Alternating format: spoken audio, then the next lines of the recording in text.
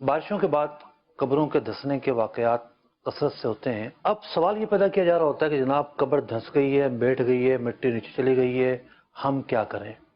ساری مٹی نکالیں، سلیب نکالیں؟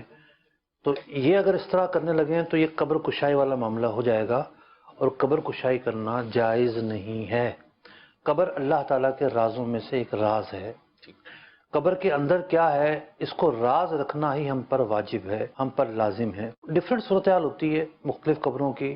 کسی کی مثال کے طور پر ایک سلیب گر گئی ہے، باقی ہیں، ہاتھ سے پکڑ کے نکالے جا سکتے تو نکال لیں گے، لیکن جو زیادہ تر کیسز آ رہے ہیں وہ یہ آ رہے ہیں کہ پوری قبر ہی بیٹھ گئی ہے، یا آدھی بیٹھی ہے تو اس طرح بیٹھی ہے کہ اب وہ ساری ہی قبر کشائی ہوگی بالکل اور کفن تک نظر آ جائے۔ تو ایسی صورتحال پر تو عمل کرنا جائز نہیں ہے کہ آپ قبر کشائی کریں اور کفن نظر آئے اور قبر کے احوال پتہ چلیں، اس پر عمل کرنا جائز نہیں ہے۔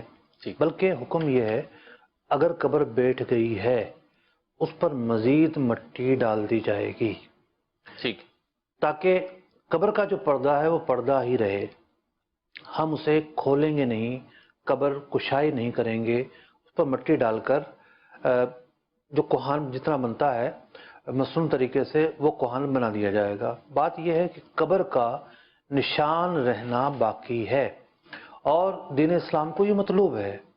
قبر پر جب قبر کا نشان باقی رہے گا تو ورثہ آئیں گے، آ کر جو ہے وہ فاتحہ پڑھیں گے، ان کا حق ہے کہ قبر کا نشان باقی رہے۔ اب یہاں نفسیاتی سوالات بہت سارے پیدا ہوتے ہیں، اور پیدا ہونے بھی چاہیے، کہ جی مٹی ڈال رہے ہیں تو یہ تو بوجھ مزید میت پر واقع ہو رہا ہے اور مزید تکلیف واقع ہو رہی ہے۔ یہاں دو مختلف زاویے ہیں جن کو سامنے رکھنا چاہیے۔ ایک تو یہ ہے کہ قبر پر پاؤں رکھنا، قبر پر کھڑا ہونا، یہ حق میت کے خلاف ہے، تعظیم قبر کے خلاف ہے۔ اگر دیکھا جائے تو قبر پر کھڑا ہونے سے اگر سلیبیں بنی ہوئی ہیں، ڈائریکٹ مردے کا تو کوئی تعلق نہیں ہے، بیچ میں سلیب ہوتی ہے۔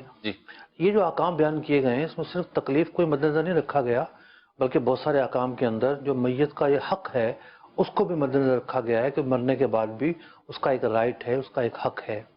اب سوال یہ کھڑا ہوتا ہے کہ جی یہ مٹی ڈال دیں گے تو میت کو تکلیف ہوگی، ہمیں شریعت نے اتنا مکلف کیا ہے، ہم اس پر ہی عمل کریں گے۔ اور اب مٹی جا رہی ہے، عقل تو یہ کہتی ہے تکلیف پہنچنی چاہیے، لیکن یہ اللہ تعالیٰ کے بنائے ہوئے نظام ہیں، اللہ تعالیٰ حکمتیں بہتر جانتا ہے۔ جتنا ہمیں حکم دیا گیا ہے، جتنی ہماری باؤنڈریز ہیں، ہم ان باؤنڈریز کے گرد ہی رہیں گے، اس سے نہیں نکلیں گے۔